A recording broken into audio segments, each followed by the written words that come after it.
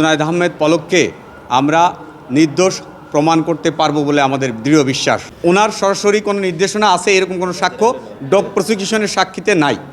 আসামি জুনায়েদ আহমেদ পলক, ওনার বিরুদ্ধে যে ইন্টারনেট বন্ধের নির্দেশনা সংক্রান্ত যে অভিযোগ আনা হয়েছে সেটি সম্পূর্ণ মিথ্যা এবং সঠিক নয়।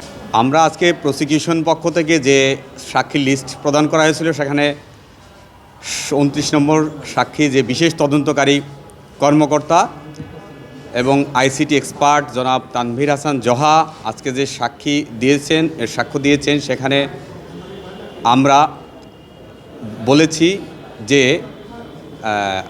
উনি যে সাক্ষ্য দিয়েছেন সেখানে ওনার যে জব্দ তালিকার স্বাক্ষর এবং ডকুমেন্টস সেখানে তার স্বাক্ষরের মিল নেই এবং উনি যে সাক্ষ্য দিয়েছেন জনাব জুনায়েদ আহমেদ পলকের বিরুদ্ধে সেই সাক্ষ্যকে আমরা প্রপারলি যুক্তি খণ্ডন করে জনাব জুনায়েদ আহমেদ পলককে আমরা নির্দোষ প্রমাণ করতে পারবো বলে আমাদের দৃঢ় বিশ্বাস।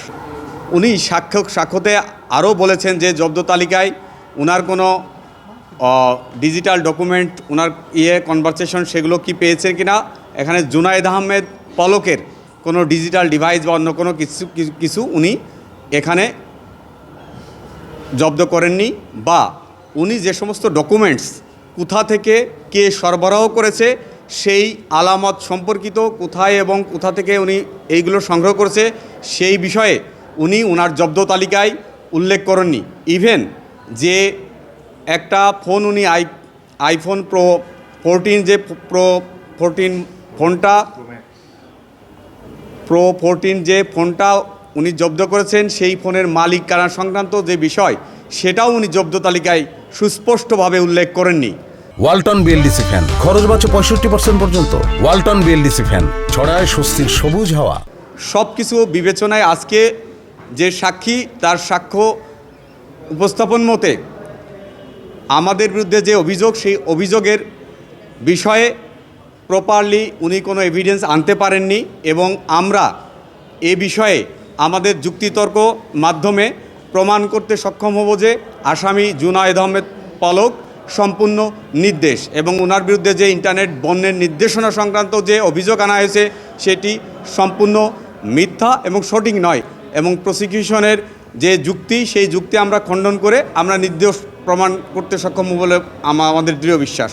এই সংক্রান্ত পার্টিকুলারলি জুনায়েদ আহমেদ পলকের কোনো কিছু উনি উপস্থাপন করতে পারেননি, পাঠিয়েছেন, কিন্তু ওনার যে আজকে বিশেষ তদন্তকারী কর্মকর্তা উনি নিজে তার সাক্ষ্যে যেটা বলেছেন যতটুকু বলেছেন সেখানে পার্টিকুলারলি বিশেষ করে জুনায়েদ আহমেদ পলক সম্পর্কিত কোনো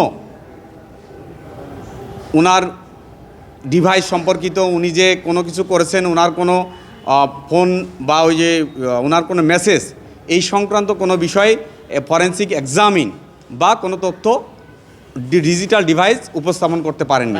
এইখানে নির্দেশনা ওনার কোনো নির্দেশনা দিয়েছেন এই সংক্রান্ত কোনো সাক্ষ্য এখানে আসেনি।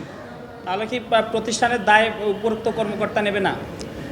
প্রতিষ্ঠান এখানে কোনো নির্দেশনা দেননি, সেখানে দায় কেন নেবে? এরকম কোনো নির্দেশনা ছিল না।